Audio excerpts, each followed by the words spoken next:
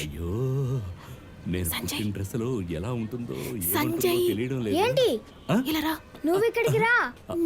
పోనీ నేను వెళ్ళనా? నువ్వు రా.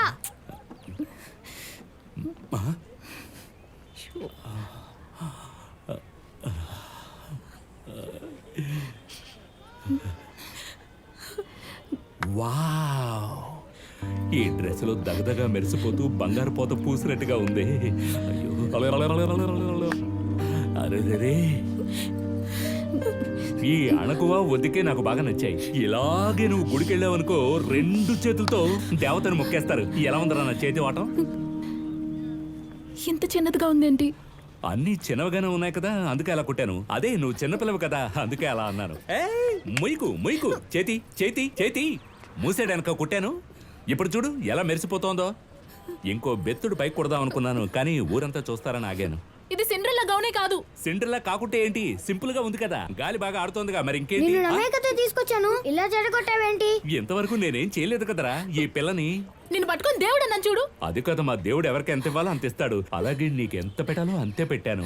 ఎంత అందంగా కుట్టానో చూసావా? ఇక్కడ కంటే ఇక్కడ ఇంకా బాగుంది. ఓ కాలా, నా కళలన్నీ నాశనం చేసావు. చిప్పరా. తులసి ఇలా చూడు, నువ్వు ఫుల్ డ్రెస్ వేసుకుంటే ఏ కుర్ర చూడడం. నేను జానాబెత్త డ్రెస్సులు చూసి అలవాటు పడిపోయారు.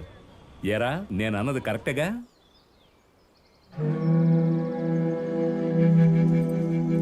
నువ్వెందుకురా సైలెంట్ గా ఉన్నావు? సారీ తులసి, నా వల్లే కదా ఇలా అయింది. సర్లే వదిలే. నువ్వేం చేస్తావు?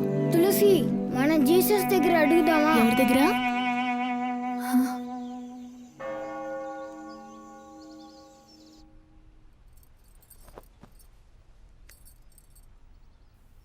స్వామి, నాకు సిండ్రెల్లా డ్రెస్ అంటే బాగా ఇష్టం.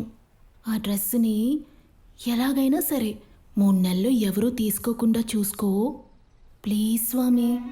అవును జీసస్, తులసి పాపం, కొంచెం హెల్ప్ చేయండి.